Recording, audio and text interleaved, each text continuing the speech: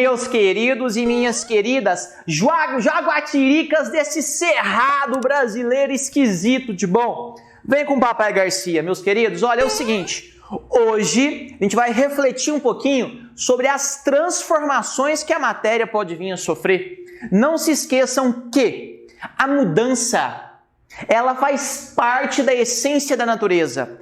Tudo na natureza está em constante transformação. Sendo assim, torna-se importante você conhecer um pouquinho sobre essas transformações. Por exemplo, a matéria em si, ela pode sofrer 3 tipos de transformações diferentes. Nós temos as transformações químicas, as transformações físicas e as transformações nucleares. Vamos refletir um pouquinho sobre cada uma dessas possibilidades. Na primeira, nós temos as transformações químicas. Eu posso chamar isso aqui também de fenômenos químicos ou as famosas reações químicas. Por exemplo, eu coloquei aqui reação de combustão, reação de fotossíntese, a famosa digestão. Mas o que será que vai fazer com que estes fenômenos sejam classificados como sendo uma reação química? Se liga aí no conceito, anota ele aí no seu rascunho. Uma transformação química se caracteriza por haver uma mudança na estrutura interna da matéria. As partículas, pessoal, elas vão se reagruparem, elas vão se recombinarem de formas diferentes. Por consequência, você vai ter a formação de novas substâncias químicas. É justamente isso que vai caracterizar uma reação química.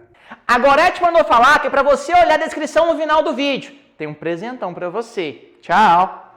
Em contrapartida, nós temos as transformações, também chamados de fenômenos físicos, que é basicamente o contrário.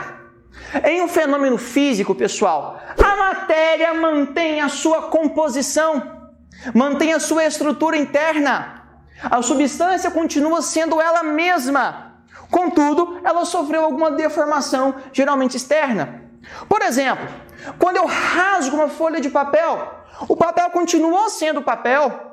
Quando você, por exemplo, pega um copo de vidro e taca na cara daquela pessoa que você não gosta, você só fragmentou o vidro em diversos pedaços, mas o vidro continua sendo vidro. Quando, por exemplo, você amassa uma latinha de cerveja, aquela bem geladinha, que vontade de tomar uma, o que acontece? Você só deformou o alumínio. O alumínio continua sendo alumínio. Um excelente exemplo, que daqui a pouquinho, olha, eu até deixei sublinhado, a gente vai ter uma aula só sobre isso, são as mudanças de estado físico que a matéria pode vir a sofrer. Por exemplo, você pode ter água no estado físico sólido, no estado físico líquido e no estado físico gasoso, de vapor, que a água vai continuar sendo a água. Um outro ponto de vista interessante, meus queridos, são as transformações nucleares. Daqui a pouquinho a gente vai direcionar muito a nossa atenção para entender, para compreender os fenômenos relacionados à famosíssima radioatividade, que é aquilo que acontece no núcleo do elemento químico, as emissões de partículas radioativas, os fenômenos das transmutações como um todo. A matéria, então, ela pode vir sofrer essas 3 transformações. Transformações químicas, físicas e as nucleares. Correto? Faz o seguinte, eu vou dar uma licencinha aqui, ó. Tira um printzinho do quadro. Correto? Tira um printzinho, anota, faz um rascunhozinho, coloca o que você achou dessa aula, que daqui a pouquinho a gente vai trabalhar mais um outro tópico. O nosso próximo tópico vai ser o quê? O que a nenenzinha acha? Mudanças de estado físico. Muito obrigado pela sua atenção.